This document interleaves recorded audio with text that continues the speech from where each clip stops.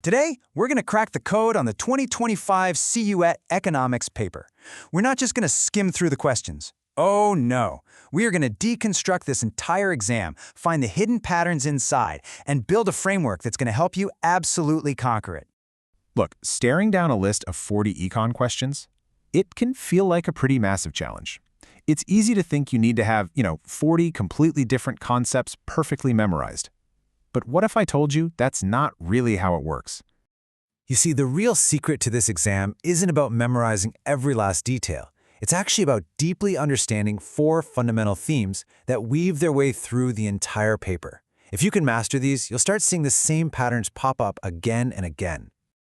Okay, so here's our roadmap. First, we'll start small, with the micro foundations, that's individuals and firms. Then, we'll see how they all interact in markets. After that, we're going to zoom all the way out to the economy's big picture. And finally, we'll tackle money, banking, and global trade. Then we'll wrap it all up with your final takeaway. Ready? Let's do this. So, our first theme is all about the fundamental building blocks of any economy, the decisions that you, me, and every company out there makes every single day. This is really where it all begins. And the paper kicks things off with the most basic question of all, which we see in question 1. You've got limited resources, so you have to make a choice. Do we make more electric cars, or do we build more hospitals? That's the classic economic problem of what to produce. And that idea leads us perfectly into the concept from question 2, the production possibility frontier. Don't let the fancy name fool you. It's just a graph, a simple curve that shows all the different combinations of 2 things you can produce. It's a visual way of seeing that fundamental trade-off we just talked about. Now this is where it gets interesting. A classic matching question. The exam wants to know if you really get the idea of utility or satisfaction. So cardinal utility is just the idea that we can put a number on happiness. Marginal utility is the little bit of extra happiness you get from one more slice of pizza. Then there's the law of diminishing marginal utility, which basically says that 9th slice of pizza isn't as satisfying as the first one. And finally, the marginal rate of substitution is how many comic books you'd be willing to give up for one more video game and still be just as happy. See how they all connect? All right, switching gears from consumers to firms. Question 17 gives us the golden rules for making a profit. Think of it like a 3-part checklist. First, a firm needs to produce right up to the point where the price it gets for an item equals the cost of making just one more of that item. Second, that marginal cost has to be on the way up. And third, the price has to be high enough to at least cover the day-to-day running costs. If not, it's smarter to just shut down for a while. These 3 rules are absolutely crucial. Let's move on to our second theme. We've looked at individuals and firms separately. Now let's see what happens when they actually come together in a market. This is where supply meets demand. Question 3 is basically a logic puzzle. So imagine a new phone comes out and suddenly nobody wants the old model. That's a leftward shift in demand. What happens next? Well, at the old price, there are way too many old phones sitting on the shelves. That's an excess supply. To get rid of them, what do stores do? They drop the price, and they keep dropping it until they find a new, lower price where people are willing to buy the remaining stock. The exam is just testing if you can follow that chain of events. Okay, deep breath. Time for some numbers. But seriously, don't panic when you see a calculation question like this one. It's just a formula. All it's trying to figure out is how much people's buying habits change when the price of something changes. Let's just walk through it. First, we need the percentage change in quantity. It dropped from 30 to 24. That's a 20% decrease. Easy enough. Next, the percentage change in price. It went up from 10 to 14, which is a 40% increase. The formula is just the change in quantity divided by the change in price. And that gives us our magic number, 0.5. So what does that even mean? Well, since 0.5 is less than 1, it tells us that demand is inelastic.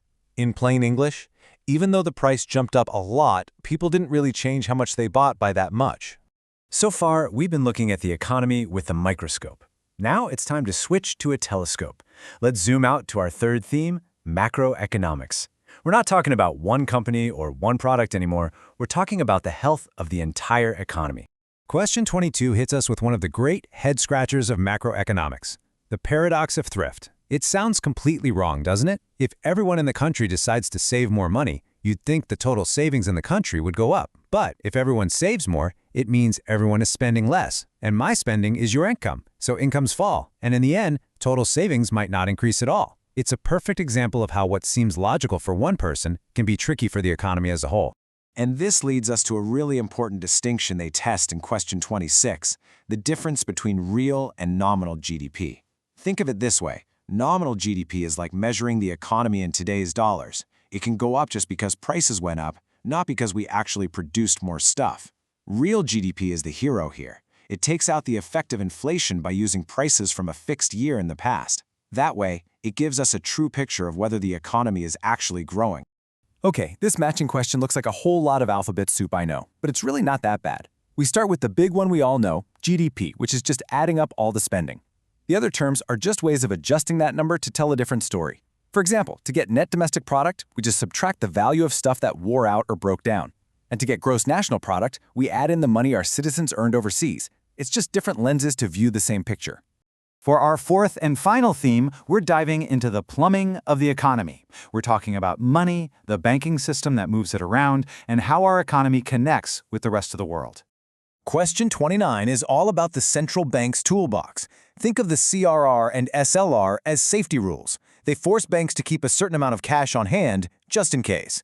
The repo rate is a really powerful tool. By changing the interest rate it charges to other banks, the central bank can speed up or slow down the whole economy. And lender of last resort? Well, that's the ultimate promise that if things get really bad, the central bank will step in to prevent a total collapse.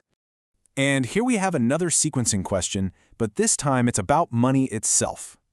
Liquidity is just a fancy word for how easily you can spend something. So the most liquid stuff you have is the physical cash in your wallet and the money in your checking account.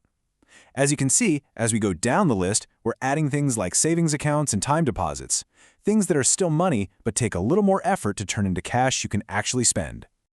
Finally, let's touch on the global economy. Question 33 asks for a very specific definition, the balance of trade. And here's the one word you absolutely have to remember: goods. It's only about the physical stuff, cars, computers, clothes, that we sell to other countries versus what we buy from them. It does not include services like tourism or banking. That's a different measurement. So, we've torn apart all these questions, we've seen the patterns. What's the big picture here? What's the actual strategy you should walk away with after all of this? All right, here's your game plan, plain and simple. First, stop trying to memorize everything. Focus your energy on mastering those 4 big themes we covered. Second, when you see a sequencing question, recognize it's a test of your logic, not just memory. Third, for those big matching questions, picture a table in your head to organize the concepts. And finally, for the math, please don't guess. Just know your core formulas and you'll solve them with confidence every time. You see, this exam isn't just a random collection of 40 facts. It's a carefully designed test of your economic intuition. By focusing on these core themes, you're doing more than just studying for a test. You're actually building a solid foundation in economic thinking that will stick with you. So the only question left for you is, which of these 4 areas will you decide to master first?